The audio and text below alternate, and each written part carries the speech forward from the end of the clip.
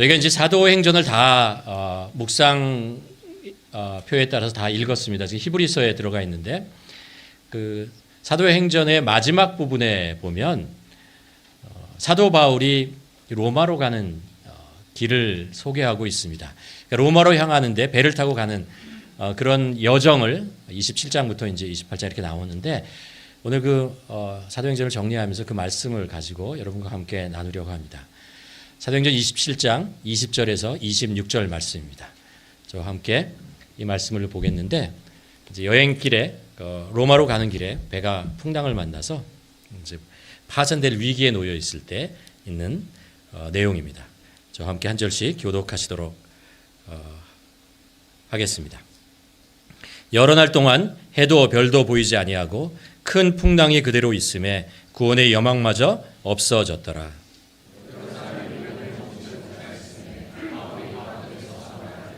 여러분이여 내 말을 듣고 그에 대해서 떠나지 아니하 이 타격과 손상을 내가 너희를 권하노니 이제는 안심하라. 너희 중 아무도 생명에는 아무런 손상이 없겠고 오직 배뿐이니라.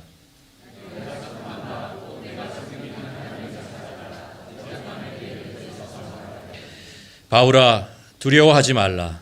내가 가이사 앞에 서야 하겠고 또 하나님께서 너와 함께 항해하는 자를 다 내게 주셨다 하였으니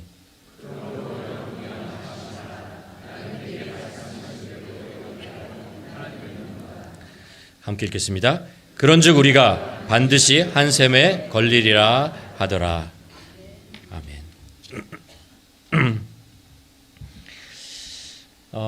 사도 바울이 예수님을 만나죠. 예수님을 만나고 그의 삶이 변화하게 됩니다. 그 변화하는데 중요한 것 중에 하나가 뭐냐면 사도 바울이 예수 그리스도 복음잖아요. 십자가의 복음 그것을 증거하는 자로 하나님께서 부르셨다라는 것입니다. 그래서 사도 바울은 이제 예수 그리스도를 만나고 나서 그 일을 충성되게 그 인생의 마지막 그 남은 모든 인생에 걸쳐서 그 일을 해 나갑니다. 우리가 사도행전 통해서 쭉 보았지만 그 하나님의 주신 그 사명을 감당하기 위해서 그가 예루살렘, 안디옥, 소아시아 그 가는 모든 곳에서 복음을 전하게 됩니다. 그게 어떻게 보면 사도 바울의 인생의 전부라고 할 수 있습니다. 그리고 사도 바울이 이제 인생의 말년이 되었습니다. 말년이 되었을 때 그가 가지고 있는 또 하나의 어떤 비전, 사명, 꿈이 있었습니다. 그것은 무엇이냐 하면 이 예수 그리스도의 복음을 가지고 그 제국, 로마 제국의 중심이라고 하는 로마잖아요. 로마시로 가는 것이었습니다. 로마시에는 황제가 있었고 로마를 통치하는 사람들이 있었고 그 행정의 중심지였습니다. 그러니까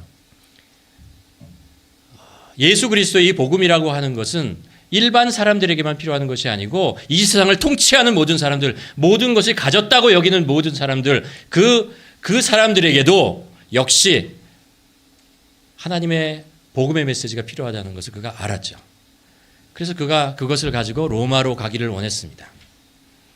그 말씀이 이제 사도행전 21장부터 시작해서 이제 28장까지 나오는 건데 사도 바울이 이제 로마로 가게 하는 여정이 나옵니다. 그런데 그 여정은 우리가 예상했던 그런 길로 가지 않습니다.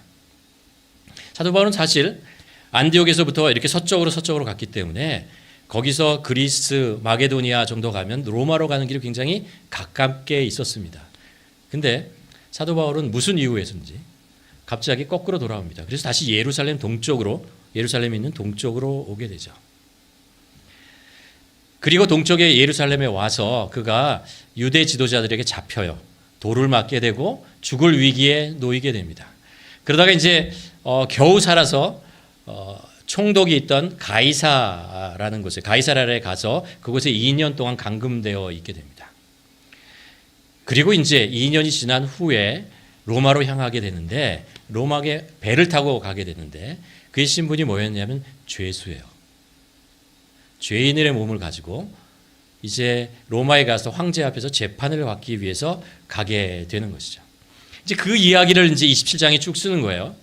써내려 가는데 그 27장의 모든 사건들을 하나하나 보면 그 사건이 별로 쉽지 않아요. 로마로 가는 길이 그렇게 평탄한 길은 아니었고 그럼에도 불구하고 가고 있는 동안에 계속해서 사도 바울은 하나님의 영광을 나타냈고 하나님의 메시지를 전하고 복음을 전하는 일들을 하게 되는 거죠. 오늘 이 말씀을 가지고 여러분과 함께 나누려고 하는데 이제 말씀을 묵상하는 방법 중에 이런 방법이 있어요. 제가 좋아하는 방법 중에 하나가 뭐냐면 말씀을 이렇게 한 3번 읽고 그리고 나서 이 말씀의 제목을 한번 정해보는 것입니다. 제목을 정하고 그 제목에 따라서 말씀을 다시 보면서 그 제목 안에 담겨져 있는 이 본문 안에 담겨져 있는 말씀을 다시 확인하게 되는 것이죠. 제가 오늘 이 본문의 말씀 27장을 보면서 3가지 제목을 한번 정해 보았습니다. 여러분과 함께 나누려고 하는데 첫 번째 이제 제목은 이런 것입니다. 인생이란 무엇인가? 라는 것입니다. 되게 거창한 것 같지만 우리가 이렇게 얘기하지 않습니까? 인생은 큰 바다를 항해하는 것과 같다. 라는 이야기를 하는 걸 듣습니다. 그렇죠. 그 인생이라고 하는 것은 망망대해를 넘어가는 항해하는 작은 배 있잖아요. 그 작은 배가 누구일까요? 나예요. 작은 배라는 거죠. 오늘 말씀을 이제 제가 지도로 여러분에게 사도 바울이 가이사라로부터 로마까지 가는 이 항로를 제가 가져왔는데 굉장히 복잡해요. 별로 이렇게 복잡할 것 같지 않은 것을 굉장히 어렵게 갑니다. 잠깐 그림을 보면 이렇죠. 여러분 잘 눈을 크게 뜨셔야 거기 동그라미가 탁 나올 때 거기가 이제 시작되는 것입니다. 오른쪽 아래 보면 가이사라라는 곳이 있어요. 예루살렘부터 북쪽에 있는 곳인데 거기서 이제 배를 타고 출발하죠. 그리고 나서 바로 위에 있는 시돈이라는 곳을 가게 됩니다. 그리고 시돈에서 계속 배를 타는 거예요. 그리고 나서 구브로 있잖아요. 구브로라는 것을 이렇게 거치며 가면서 맞바람을 만나게 됩니다. 그러면서 구브로를 통해서 이렇게 쭉 지나가게 되죠. 그리고 나서 무시라는 곳으로 가죠. 무라라는 곳으로 갑니다. 그리고 거기서 배를 갈아타요. 좀 더 큰 알렉산드리아에서 온 큰 배를 갈아타게 되죠. 그곳을 이제 갈아타고 이제 가게 되는데 가자마자 여러 가지 또 바람을 만납니다. 그래서 성경에 보면 풍세가 여의치 않아서라고 나오는데 계속해서 이렇게 흘러 그것을 어떻게 보면 이겨내면서 내려가다 그레데 섬 쪽으로 가요. 그레데 섬이 키프로스라는 지금의 섬인데 그레데 섬으로 가서 거기에 미항이라는 곳에 머물게 됩니다. 그 그레데 섬의 남쪽에 있는 도시죠. 거기에 잠깐 머물게 되는데 여기서 이제 고민이 생기게 됩니다. 뭐냐 하면 그들이 처음 가이사라를 출발했을 때가 언제냐 하면 그 시기가 언제냐 하면 이제 대속죄일 이후에요. 혹시 기억하십니까? 제가 추수감사절 때 잠깐 그 얘기를 했는데 대속죄일이 언제냐면 10월입니다. 우리로 따지면 10월 중순이 넘어간 계절입니다. 그래서 이제 넘어가면서 미항에 왔을 때 어떤 때냐면 겨울이 맞이해야 될 때였습니다. 그래서 더 이상 가기 힘들고 어디에선가 머물러서 겨울을 나아야겠다 이런 생각을 하게 됩니다. 이제 사도 바울이 일어나서 한마디 합니다. 뭐냐 하면 지금 우리가 이곳을 떠나서 다른 곳으로 가는 건 위험합니다. 생명의 위험이 있고 또 배도 파산될지 모르니까 우리가 미항에서 머물러야 됩니다. 라는 경고를 합니다. 근데 주위에 있는 사람들, 특별히 이제 백부장이 그 얘기를 듣고 무슨 생각을 하냐면 아니지라고 생각합니다. 누가 이 항해에 더 익숙하고 항해에 더 전문가인가? 누구죠? 선장과 선주죠. 그래서 선원과 선장을 불러서 물어봅니다. 우리가 여기서 머무는 게 좋으냐? 아니면 다른 곳으로 가는 게 좋으냐? 라고 했을 때 이 선장과 선주는 조금 더 가면은 베닉스라는 곳이 있습니다. 라는 거죠. 그 그레데 섬의 이제 서쪽에 있는데 거기 가면 좀 더 안전합니다. 라는 이야기를 하죠. 백부장이 그 얘기를 들어요. 그리고 사도 바울의 이야기를 무시하는 거죠. 그리고 떠납니다. 사실 미항에서 베닉스라는 것은 그렇게 먼 곳이 아니에요. 먼 곳이 가까운 곳인데 떠나게 되죠. 그런데 그때 예기치 않은 광풍이 불게 됩니다. 유라글로라는 광풍이 갑자기 이 섬의 중앙에서부터 이렇게 확 불어오면서 이 배가 길을 잃어버리게 됩니다. 어디로 가야 되는지도 모르고 운전 제대로 항로를 찾지도 못하고 그들이 모든 애를 쓰고 수고를 해도 도저히 어떻게 할 수 없는 상황에 놓이게 됩니다. 그래서 그 광풍에 밀려서 어디로 가는지 모르고 14일 동안을 헤매게 다니죠. 그러다가 멜리도라는 곳에 갑니다. 결국 거기서 배도 파산되고 겨우 사람들만 살아서 거기서 3개월 겨울을 거기서 머물게 됩니다. 그리고 거기서부터 위로 올라가고 3개월 후에 봄이 되어서 나중에 로마로 가게 되는 것이죠. 이 기록을 이렇게 보면서 이 속에 우리들의 인생이 담겨 있다고 생각을 합니다. 여러분 우리 인생에는 그렇잖아요. 순풍이라는 게 있잖아요. 그래서 잘 갈 때가 있습니다. 그러나 또 맞바람이라는 것도 있어요. 우리가 가는 길을 막는 것도 있습니다. 또 광풍이라는 것이 있습니다. 도대체 어떻게 해야 될지 모르는 그런 광풍이라는 것이 있죠. 또 인생이라고 하는 것은 항로가 있어요. 가야 할 길이 있습니다. 우리 선배들이 갔던 길이고 우리 선생님이 가르쳤던 길이고 그리고 많은 사람들이 가야 한다고 하는 그 길이 있습니다. 그러나 인생이 꼭 그 길로만 가든가요? 그렇지 않죠. 항로를 벗어나서 가고자 하지 않은 곳이었는데 어쩔 수 없이 가게 되는 그 항로가 있다는 것을 압니다. 또 인생이라고 하는 것은 가다 보면 나의 노력과 나의 지식과 나의 무엇을 가지고 헤쳐나갈 수 있는 일들이 있습니다. 이뤄나갈 수 있는 일이 있어요. 그런데 또 어떨 때 보면은 나의 지식과 지혜와 사람들의 이야기가 통하지 않는 때가 있어요. 그래서 이건 역부족이다. 나는 어떻게 할 수가 없구나. 이럴 때가 있다는 것이죠. 또 인생을 가다 보면 많은 사람들을 만나요. 오늘 이 배에 탔던 사람들을 보면은 백부장이 있었죠. 선장이 있었습니다. 선원들도 있었고 죄인들도 있었어요. 물건을 팔기 위한 상인들도 있었고 여행객들도 있었습니다. 그리고 바울도 있었고 누가도 있었고 아리스타고 같은 그리스도인들도 있었습니다. 우리 인생은 그렇죠. 많은 사람들, 저와 비슷한 사람도 있고 비슷하지 않은 사람들도 있고 그런 사람들을 만나야 하고 얘기를 해야 되고 하는 그것이 인생이라는 것을 우리가 알 수 있습니다. 그래서 시편 107편 23절과 24절에 보면 이렇게 얘기를 하고 있습니다. 배들을 바다에 띄우며 큰 물에서 일하는 자 누구요? 우리예요. 배를 바다에 띄우고 그 큰 물에서 일하는 자 있잖아요. 우리의 인생이 큰 물 바다와 같은 넓은 곳에 배를 띄우고 항해를 하는 그런 인생과 같다라는 이야기를 하고 있습니다. 옛날에 그 대우그룹 회장이었던 김우중 씨가 썼던 책이 있어요. 나이 드신 분들은 기억하실 겁니다. 세상은 넓고 할 일은 많다. 어휴, 나이 드신 분이 꽤 있으시군요. 그런 책이 있었어요. 그렇죠. 세상은 넓어요. 그리고 우리는 세상을 좀 보고 싶잖아요. 많은 사람들, 많은 지역 있잖아요. 새로운 것들을 보고 경험하고 싶고 그래서 여행도 하고 우리가 그러잖아요. 그리고 우리가 가는 곳마다 보면 놀라운 일들이 있어요. 어떻게 저런 건물을, 어떻게 저런 시설들을, 어떻게 저런 문명을 이루고 살았지? 이런 것들을 우리가 보면서 와, 사람들 대단하다라는 생각을 감탄을 하게 하는 것, 그것이 우리 세상입니다. 그러다 또 보면 세상이 또 그런 것만은 아니죠. 그렇죠? 세상은 넓은 것과 좀 위태로운 곳입니다. 위험한 곳입니다. 그렇죠? 모든 것을 빼앗길 수도 있고 정말 강도도 있고 또 전쟁도 있고 실패도 있고 이런 것들이 있는 것이 이 세상입니다. 넓게 나가면 넓게 날수록 그걸 더 경험할 수밖에 없는 게 인생이죠. 또 인간도 마찬가지입니다. 위대한 인간, 대단한 인간, 지혜로운 인간인 것 같지만 인간의 역사 깊숙이 들어가 보면 그 안에 있는 많은 비리와 비극과 아픔과 차별과 고통과 이런 것들을 다 느끼는 그런 인생이라는 것입니다. 그래서 우리의 인생이 어떻게 보면 바다를 가는 것 같은데 순풍에 그러나 맞바람도 만나고 광풍도 만나고 쓰러지기도 하고 배를 잃기도 하고 그런 인생, 우리 힘으로 어떻게 할 수 없는 것 같은 그런 순간을 만날 수밖에 없는 그런 피할 수 없는 그것이 인간 인생이라는 것을 이 바다라는 것을 통해서 우리가 배우게 되는 것이죠. 근데 성경은 우리들에게 또 다른 걸 가르쳐줘요.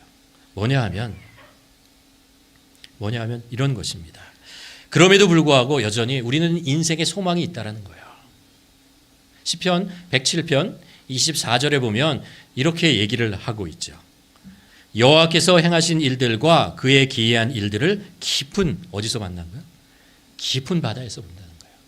우리가 인생에 바다와 같은 그 인생 속에 배를 띄우고 들어가 봤는데, 있잖아요. 들어가서 항해를 하다 보면 그곳에 만나는 많은 사건들, 그 기대했던 사건, 그리고 기대하지 못했던 사건, 이 모든 것들을 상하면서 깊은 바다 속에서 누구를 보냐 하면 하나님을 만난다는 거예요. 하나님이 행하시고 하나님이 인도하시는 거. 그러니까 이 큰 바다를 항해하는 배, 내 도시 있잖아요. 이 다시 나를 인도하고 나를 이끌고 내가 키를 잡으면 내 인생 내 힘으로 할 수 있을 것 같이 엮이고 가지만 나중에 알고 보면 그게 아니라는 거예요. 하나님께서 길을 인도하시고 또 도와주시고 밀어주시기 때문에, 바람을 불어주시고 그러기 때문에 살 수 있는 것이고, 그 넓은 깊은 바다에서 하나님을 보게 된다는 거예요. 그게 바로 인생이죠. 이것을 경험한 사람들, 여러분 다 경험하는 거 아십니까? 인생이라는 것은 이런 것이다 라는 것을 성경이 우리에게 가르쳐 주고 있습니다. 두 번째로 우리가 제목을 제가 붙여본 것이 이런 것입니다. 구원의 여망마저 없을 때도입니다. 오늘 본문이 사도 바울이 그 유라골라라는 광풍을 만나서 그 배 전체가 길을 잃어버리고 소망을 잃어버린 그때에 하나님께서 사도 바울을 통해서 말씀하시는 거죠. 바울이 일어나서 말을 합니다. 27절에 보면 여러 날 동안 해도 별도 보이지 아니하고 큰 풍랑이 아직도 있어요. 그대로 있음에 구원의 여정마저 없어졌더라. 그때 28절에 보면 여러 사람이, 사도 바울이 이제 얘기를 합니다. 여러 사람이 오래 먹지 못하며 바울이 가운데서 서서 말하되 여러분이여 내 말을 듣고 그에 대해서 떠나지 아니하여 이 타격과 손해를 면하였다면 좋을 뻔하였다라는 것이. 이런 우리가 광풍을 만나고 힘들고 어려울 때 우리가 한번 생각해 보아야 될 게 뭐냐 하면요, 왜 우리가 지금 이 위치에 있느냐는 거예요. 내가 어쩌다 지금 광풍 속에 놓여 있게 되었는가라는 것들을 한번 뒤돌아봐야 된다. 그 시간이라는 것입니다. 광풍을 만났을 때 소망의 구원의 여망마저 잃어버렸을 때, 그때가 우리가 우리의 삶을 정말 진지하게 돌아볼 수 있는 시간이라는 거예요. 왜요? 우리의 마음이 가난해졌기 때문에 그래요. 우리의 마음이 겸손해지기 때문에 그렇습니다. 사실 사도 바울이 얘기하고 싶었을 거예요. 미항을 떠날 때 안 된다라는 것을 알고 있었어요. 그런데 그냥 떠나죠. 처음에 순풍을 만나서 잘 가는 것 같다가 그 광풍을 만나게 되는 것입니다. 사도 바울이 알아서 그렇지, 말하고 싶었어요. 계속해서 그냥 돌아가자, 지금이라도 돌아가자라고 얘기했는데 가만히 있었어요. 왜 가만히 있었을까요? 얘기해봐야 듣지 않을 테니까. 그들의 마음이 가난해지지 않았기 때문에, 그들의 마음이 하나님을 향하고 있지 않았기 때문에, 그러기 때문에 아무리 얘기해봐야 소용이 없을 것이라 알았기 때문에 그냥 참은 거죠. 참았습니다. 그러다가 정말 그들이 그 누구도 구원의 여망을 갖지 못할 그때에 사도 바울이 비로소 일어나는 것입니다. 그리고 얘기하는 거죠. 그때 가지 말았어야 하는 것입니다. 그때 거기에 있는 백부장도 선장과 선주도 내가 실수했구나, 잘못했구나, 그렇구나, 저 사람의 얘기를 들었어야겠구나 라고 생각했겠죠. 그럼 우리가 그 영혼의 겨울이라는 때가 있잖아요. 겨울이라는 때가, 차가운 때가 있잖아요. 차가울 때 가지가 모두 떨어지고 찬바람이 불어서 더 이상 운신의 폭이 없을 때, 그럴 때 우리는 사실 그때가 절망의 때일 수도 있지만 또 그때가 우리 자신을 올바로 돌아볼 수 있을 때입니다. 우리 신앙을 다시 한번 점검해 볼 때입니다. 다시 한번 우리의 신앙이 하나님으로부터 혹시 떨어져 있는 것은 아닐까? 하나님의 사랑으로부터 멀어져 있는 것은 아닐까? 내가 하나님의 음성을 듣지 못하고 너무 멀리 와 있는 것은 아닌가? 라는 것. 한번 그때 돌아볼 때라는 것입니다.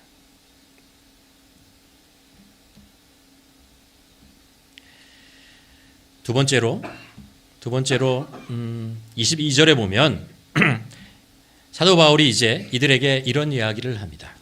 22절에 이어서 내가 너희를 권하노니 이제는 안심하라. 너희 중 아무도 생명을 아무런 소장이 없겠고 오직 배뿐이니라 라고 얘기해요.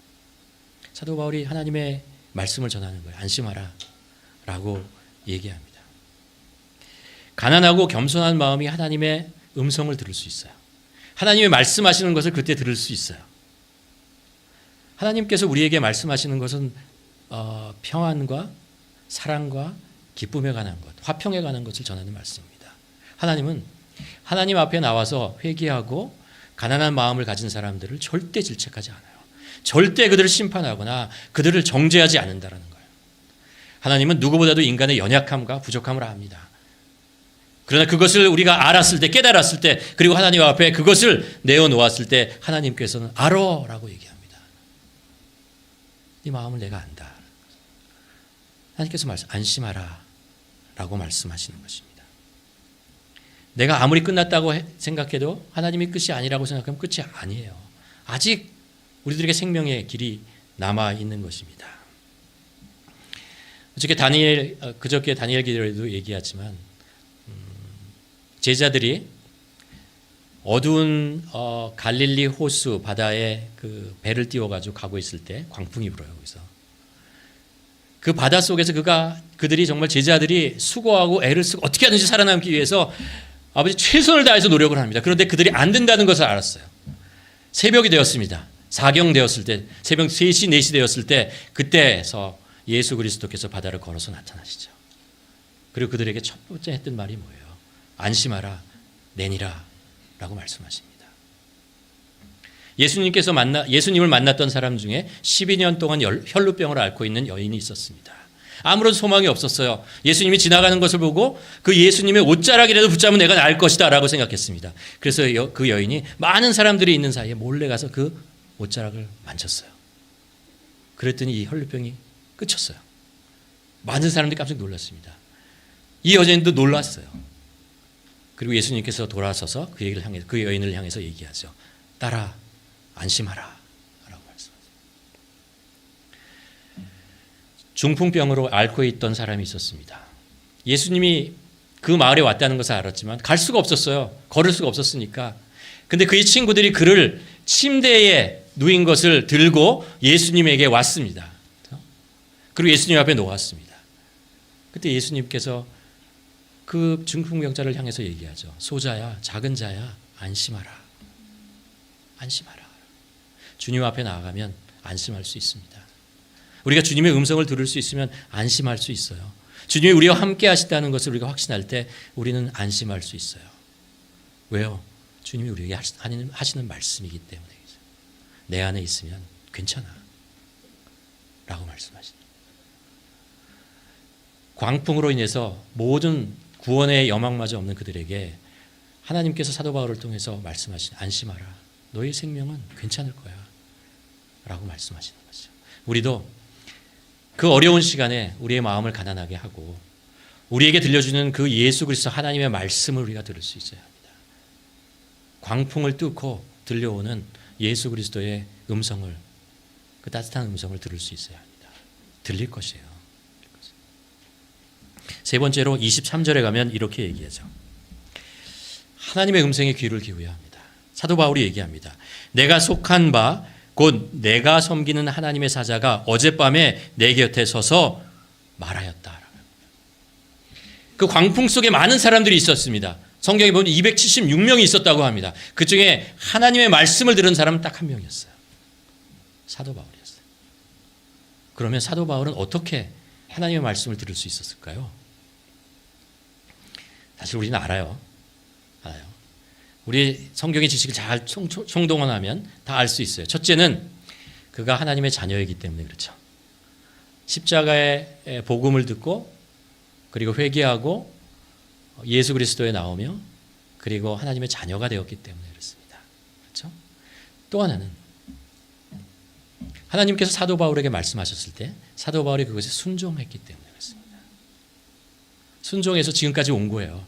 이 광풍 속에 사도 바울이 놓이게 된 게 누구 때문이냐면요. 하나님의 인도하심을 따라서 온 거예요. 그가 하나님의 그 말씀을 듣고 순종해서 지금까지 왔기 때문에 하나님께서 하나님의 음성을 들을 수 있는 거죠. 이런 질문을 한번 저 스스로에게 해보았습니다. 여러분, 하나님께서 사람을 편애하실까요? 아니죠. 그렇죠? 근데 편애하실 수밖에 없어요. 왜요? 하나님의 말씀을 듣고 순종하는 사람에게 더 말씀을 하실 수밖에 없어요.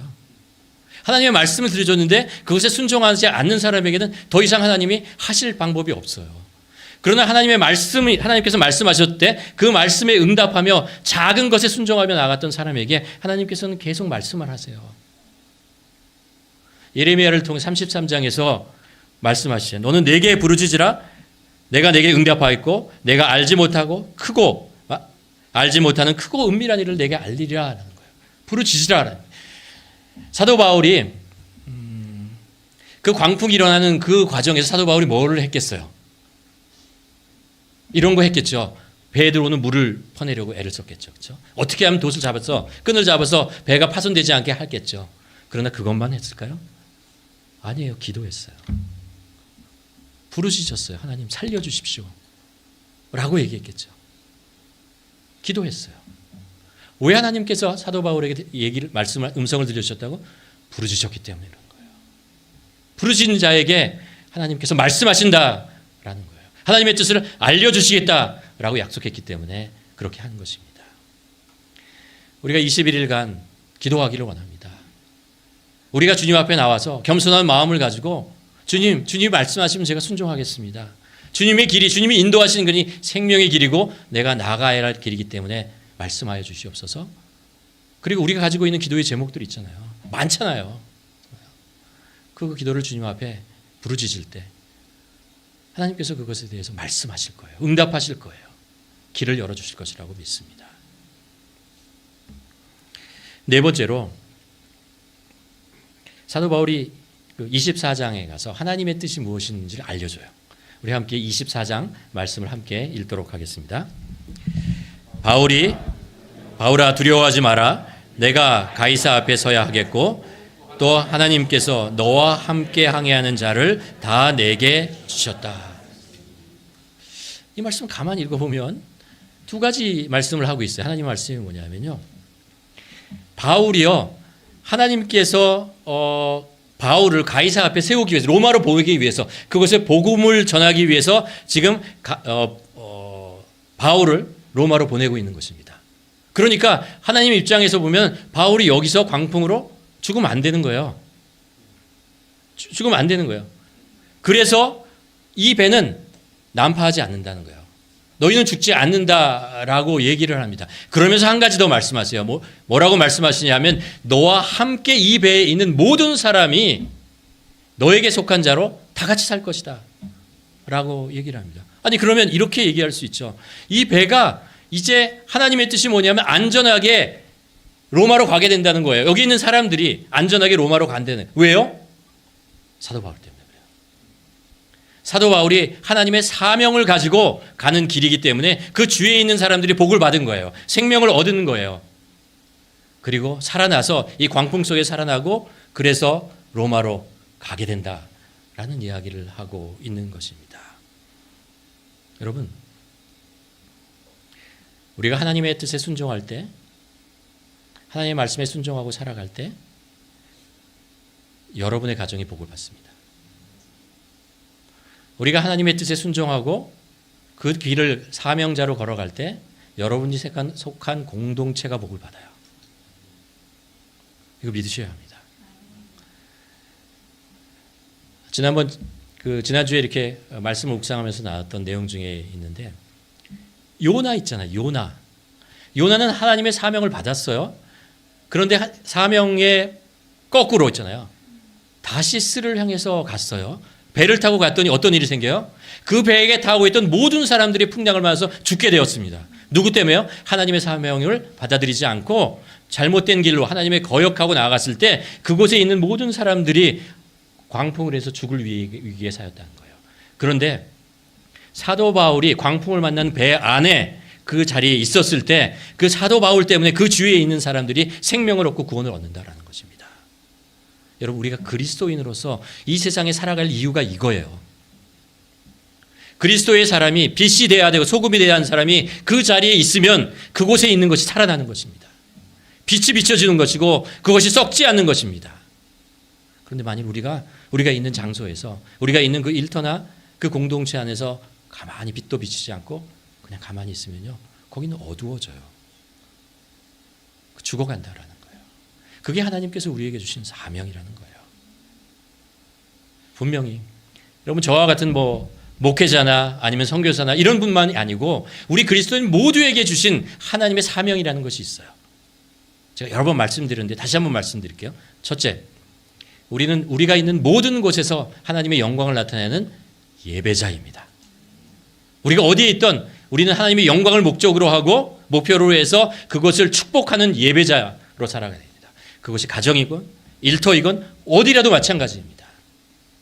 두 번째는 하나님께서 우리에게 주신 모든 것을 가지고 청지기의 마음을 가지고 그것을 섬기는 것입니다. 하나님의 뜻에 합당하게 하나님의 주신 것을 어떻게 하면 내가 잘 사용할 것인가, 청지기로 살아가는 거잖아요. 내가 재능, 시간, 물질 무엇이라도 좋습니다. 이것이 여러분 믿음으로 하나님께서 나에게 주셨습니다 라고 생각한다면 그것을 가지고 여러분이 속하는 공동체 안에서 그 자리에서 사용하십시오. 세 번째는 우리는 하나님께서 우리를 부르셨을 때 복과 복음의 통로로 부르셨습니다. 그래서 우리의 주위에 있는 사람들에게 선한 영향력을 주기 위해서 이 세상에서 살아가는 것입니다. 사도 바울이 그랬던 것처럼 이 위기 속에서 안심하십시오. 기도하고 하나님의 뜻을 찾고 안심하십시오. 두려워하지 마십시오. 하나님의 뜻을 전하고 격려하고 위로하는 사람이 되어야 하는 것입니다. 진리의 길 그리고 생명의 길로 가지 않고 잘못되어 갈 때 이것이 아니에요 라고 얘기할 수 있어야 하는 것입니다. 그게 그리스도인이 하는 일이죠. 그게 우리가 이 세상에 살아가기 위해서 하나님께서 우리에게 주신 사명이라는 것이죠. 우리가 그 하나님이 주신 사명을 가지고 살아갈 때 그곳이 우리가 속한 공동체가 하나님의 복을 받게 됩니다. 우리 자녀들이 복을 받고 우리 일터가 복을 받고 이 교회가 복을 받는다라는 것이죠. 마지막으로 이런 하나님의 뜻이 이루어질 것을 확신하고 믿음으로 고백해야 합니다. 확신을 가지고 살아가야 한다는 것이죠. 25절과 26절에 보면 사도 바울이 마지막에 이렇게 이야기를 합니다. 그러므로 여러분이요 안심하라. 나는 내가 말씀하신 그대로 되리라고 하나님을 믿노라. 그런즉 우리가 반드시 한 섬에 걸리리라 하더라라는 거예요. 이게 미래형이에요. 아직 광풍 속에 있어요. 소망의 그 여망이 없어요. 구원의 여망이 없는 상태예요. 근데 사도 바울은 확신했어요. 하나님께서 이 일을 말씀하셨으니까 이룰 것이라는 거 확신했고 거기 있는 모든 사람들에게 그 말을 전하죠. 안심하라. 우리는 하나님의 뜻을 믿어야 합니다. 믿음은 아직 이루어지지 않은 것, 보이지 않은 것을 믿는 것입니다. 이미 나타나고 이루어지는 걸 믿는 건 믿음이 아니에요. 하나님께서는 우리에게 믿음을 하나님께서 약속하시고 말씀하시고 이루실 것을 믿는 것, 확신하는 것, 그것이 바로 믿음이죠. 그리고 그것이 이루어질 것이라는 것을 확신하고 오늘을 살아가는 것입니다. 그것이 우리의 믿음의 길인 거죠. 사도 바울에게 오늘 우리는 살아난다라는 거예요. 괜찮다라는 것입니다. 그리고 14일이 지난 후에 그 광풍을 뚫고 결국 멜리도라는 곳에 갑니다. 그리고 276명이 모두 살아요.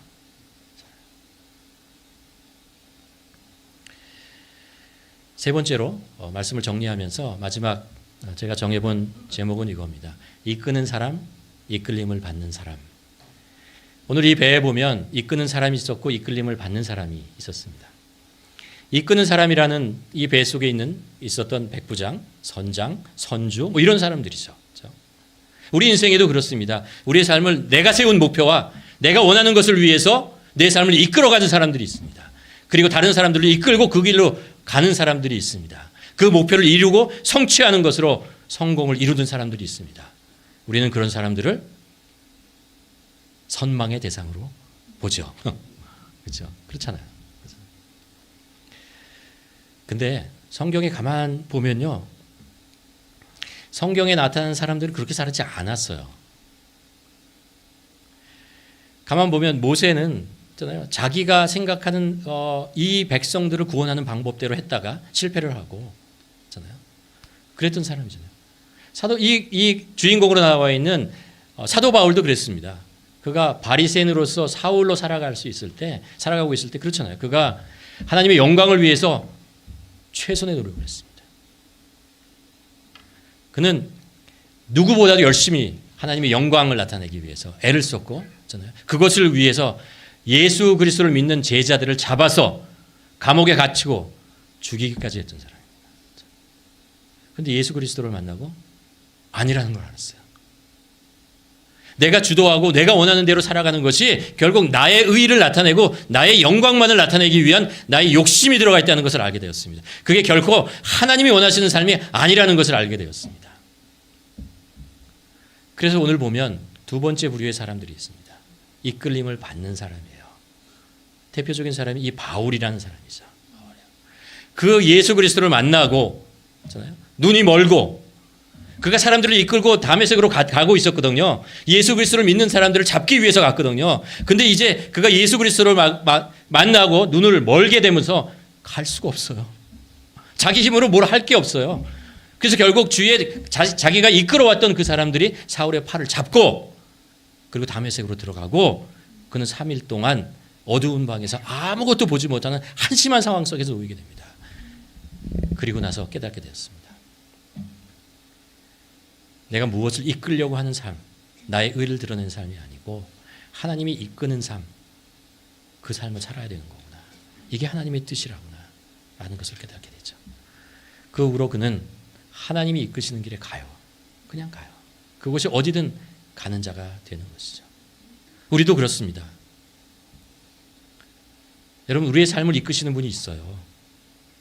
우리의 삶이 생명의 길로 나가기를 원하시는 분이 있다라는 거예요. 우리가 우리의 구원을 완성하기 위해서 우리를 하나님의 나라로 이끄시는 분이 있습니다. 우리의 삶은 하나님의 손에 있어요. 하나님의 장중에 있고 여호와의 그늘 아래 사는 것이 우리들의 인생이 아닙니까? 성경에 보면 그래서 그렇게 나오잖아요. 여호와는 나의 목자시니 내게 부족함이 없다는 거예요. 그럼 난 누구예요? 양이라는 거죠. 목자를 따라가는 양이라는 것입니다. 주는 그리스도시요 살아계신 하나님의 아들이라고 고백합니다. 그러면 누구예요? 그리스도잖아요. 그분이 우리의 주인이라는 것이죠. 그럼 나는 누구예요? 종이라는 뜻이에요. 주인의 음성을 듣고 따라가는 사람이다라는 것입니다. 사도 바울이 이야기를 합니다. 내 안에 사는 것은 내가 아니고 그리스도시다라는 것입니다. 그분이 나의 주인이고 나의 생명이고 나의 본체시다라고 고백하는 거예요. 그분이 나의 삶을 인도하시고 나를 움직이시고 나를 생명의 길로 인도하시는 분이다라는 것이죠. 그분을 따라가는 거예요. 그게 우리의 인생이에요. 그게 그리스도인으로서 이 세상을 살아가는 우리들의 모습이 되어야 한다는 것입니다. 그럴 때 우리가 어떤 상황, 어떤 환경에 있든 괜찮아요. 뭐요? 하나님의 손에 우리가 이끌림을 받고 있다는 확신만 있으면 우리에게 들려오는 소리가 있어요. 무슨 소리죠? 안심하라. 두려워하지 말라. 이 음성이 계속해서 들려옵니다. 아무리 요란한 광풍이 불어와도 그 광풍을 뚫고 들려오는 하나님의 음성은 있습니다. 안심하라. 내니라. 두려워하지 말라. 따라. 소자야. 안심하라. 라고 해서 우리는 그 음성을 들어야 합니다. 하나님은 우리에게 이 세상을 살아가야 될 이유를 주셨습니다. 하나님은 이 땅을 우리가 살아가야 될 이유를 주신 분입니다. 그렇기 때문에 그 뜻이 하나님의 뜻이 이루어질 때까지 우리는 계속해서 이 땅에서 하나님의 손에 붙잡힌 받은 자로 살아가게 될 것입니다. 여러분, 그 소망과 그 기대와 그 주님이 주시는 그 평안을 가지고 살아가는 우리 모두가 되기를 주님의 이름으로 축원합니다. 기도하시겠습니다. 이 시간 한번 기도했으면 좋겠습니다. 여러분, 우리의 삶이 지금까지 어떤 방향으로 왔습니까? 지금 무엇이 나를 이곳에 있게 만들었습니까? 누가 나를, 내 인생을 인도하고 있었습니까? 내 자신입니까?